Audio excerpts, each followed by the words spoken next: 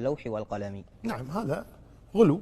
هذا قصيدة البوصيري وانكرها عليه أهل العلم. البوصيري اثنان، في البوصيري صاحب مصباح الزجاجة، هذا من علماء الحديث هذا، في البوصيري صاحب هذه القصيدة الصوفي، وهو يعني غلا في هذه القصيدة اللي هي يسمونها البردة. البوصيري غلا فيها جدا، يعني وقع في شركيات عظيمة في هذه القصيدة، منها قوله: يا أكرم الخلق ما لي من ألوذ به سواك عند حلول الحادث العممي. وأين الله سبحانه وتعالى؟ ولا يلاذ بالنبي، إنما يلاذ بالله. والمتنبي الشاعر قال يوما لسيف الدولة الحمداني، يقول: يا من ألوذ به فيما أؤمله، ومن أعوذ به مما أحاذره، لا يجبر الناس عظما أنت كاسره، ولا يهيضون عظما أنت جابره. فيقولون إن ذكر ابن كثير عن ابن تيمية رحمه الله تعالى أنه كان ينكر هذين البيتين عن المتنبي، ويقول هذا لا يقال لبشر، والعياذ بالله، لا يقال لبشر. يا من ألوذ به، ألوذ يعني ألتجئ إليه، فيما أؤمله، فيما أطلبه، ومن أعوذ به أي أستعيذ به، ومن أعوذ به مما أحاذره. لا يجبر الناس عظما أنت كاسره، لا يستطيعون، ولا يهيضون عظما أنت جابره، ولا يكسرون عظما أنت جابره. يقول ابن تيمية، يقول هذا الله، لا يجوز أن يقال هذا لبشر. لكن البيتين جميلان قطعا، لكن ابن تيمية يقول لا يجوز أن يقال هذا لبشر. يقول ابن القيم رحمه الله تعالى: وربما كان شيخ الإسلام يقول هذين البيتين في سجوده لله سبحانه وتعالى لجمال البيتين. لكن المشكلة إلى من وجه إلى بشر، والأصل أن يوجه مثل هذا الكلام لرب البشر سبحانه وتعالى.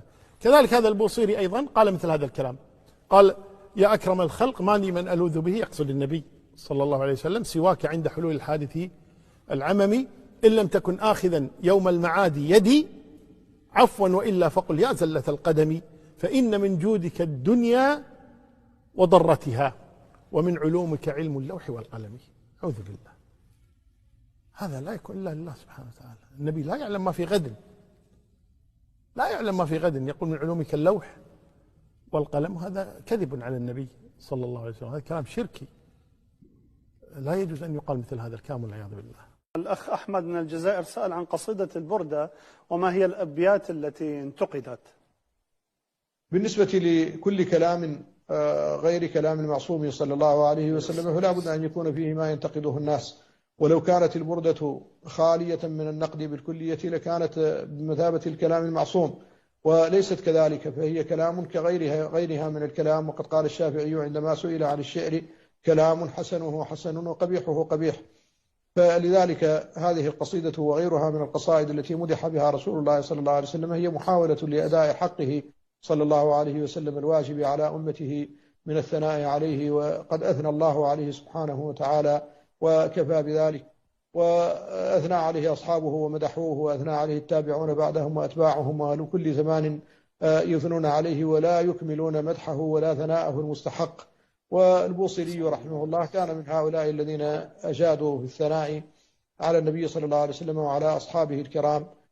مثلا من قرأ في هذه القصيدة قوله: هم الجبال فسل عنهم مصادمهم، ماذا لقي منهم في كل مصطدم، وسل حنينا وسل بدرا وسل أحدا أسود حتف إنهم أدهى من الوخم المصدر البيض حمرا بعدما وردت من العدا كل مسود من اللمم، والكاتبين بسمر الخط ما تركت أقلامهم حرف جسم غير منعجم، شاك السلاح لهم سيما تميزهم، والورد يمتاز بالسيما من السلم، تهدي إليك رياح النصر نشرهم، فتحسب الزهر في الآكام كل كمي، كأنهم في ظهور الخيل نبت ربا من شدة الحزم لا من شدة الحزم، راعت قلوب العدا أنباء بعثته كنبأة أجفلت غفلا من النعم، ما زال يلقاهم في كل مصطلع حتى حكوا بالقنا لحما على وضم. هذه يقول فيها: ومن تكن برسول الله نصرته، إن تلقه الأسد في آجامها تجمي، فلن ترى من ولي غير منتصر به، ولا من عدو غير منفصم، أحل أمته في حفظ ملته كالليث حل مع الأشبال في الأجم. لا شك أن هذا من حسن الكلام ومن أجود الشعر ومن أحسنه وأصدقه. وأما ما يمكن أن ينتقد فلا يخلو مثل هذا من كلام المخلوقين من النقد، والذين ينتقدونه أيضا لو قالوا شعرا لوجدنا فيه ما ينتقد جميعا. وذلك مثل بعض الأبيات التي يكون فيها تعميم أو إعادة ضمير محتمل، مثل قوله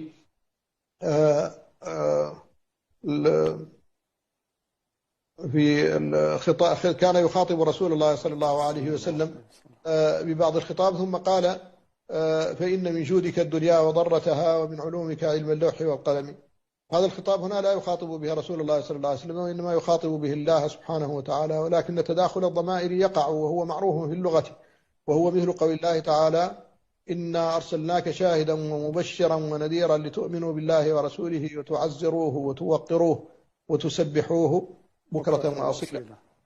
تسبحوه أي تسبحوا الله، وليس معناه أن تسبحوا الرسول الذي كان الخطاب كانت الضمائر عائدة إليه. وتداخل الضمائر كثير في لغة العرب وفي القرآن، كقول الله تعالى سبحان الذي أسرى بعبده ليلا من المسجد الحرام إلى المسجد الأقصى الذي باركنا حوله لنريه من آياتنا إنه هو السميع البصير.